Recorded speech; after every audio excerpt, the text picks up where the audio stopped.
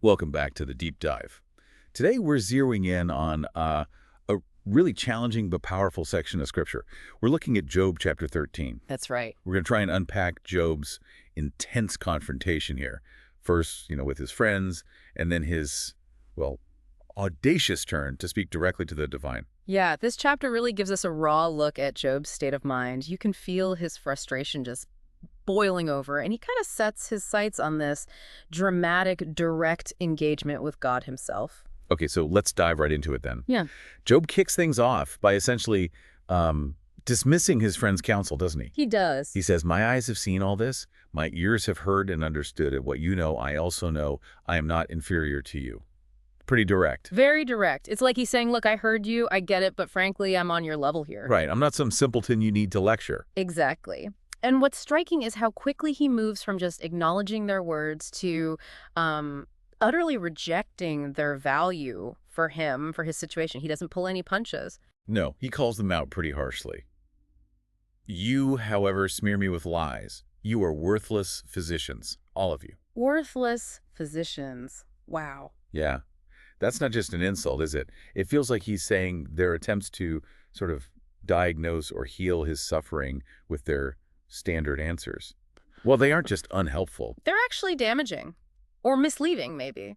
He sees it as applying some simplistic formula to his, incredibly complex reality. And he questions their motives too, right? Sure. Asking, will you speak wickedly on God's behalf? Will you speak deceitfully for him?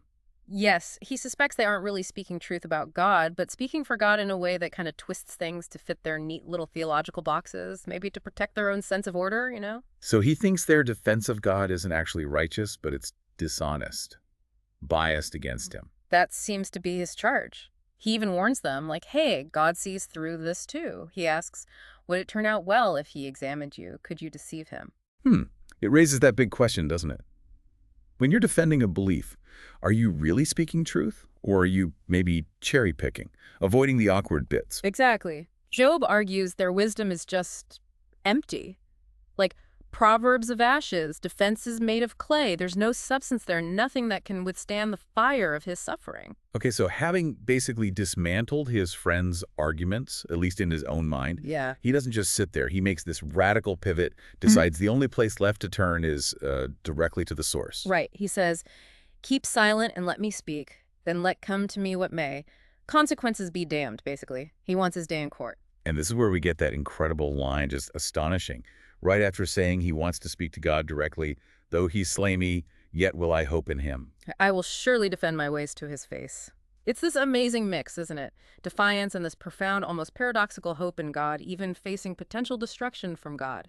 Though he slay me, yet will I hope in him. It's like finding resilience, not despite the worst case, but somehow within it. He sees this direct confrontation as his path to deliverance. He seems to believe that just his willingness to approach God proves he's not godless, because no godless man would dare come before him. It's bold logic. He feels ready. He says he's prepared his case and knows he will be vindicated. Really confident. So confident he issues a challenge. Can anyone bring charges against me? If so, I will be silent and die. He feels his righteousness just outweighs whatever reasons there might be for this suffering. Then he turns directly to God, laying out what he needs for this confrontation. Two things, fundamentally. Yeah, withdraw your hand far from me and stop frightening me with your terrors. He needs the pressure off, the fear to subside, just so he can even think straight, let alone argue his case. He wants a level playing field, it sounds like. Yeah. A fair hearing. Pretty much. Then summon me and I will answer or let me speak, and you reply. He wants dialogue. He demands answers, asking God directly, how many wrongs and sins have I committed? Show me my offense and my sin. He genuinely can't connect the dots. You really feel that sense of being simultaneously abandoned and yet intensely watched. Why do you hide your face and consider me your enemy? Yeah, it's like he feels God is pursuing him over tiny things like tormenting a windblown leaf or chasing dry chaff compared to the scale of his suffering. And he feels trapped, relentlessly monitored.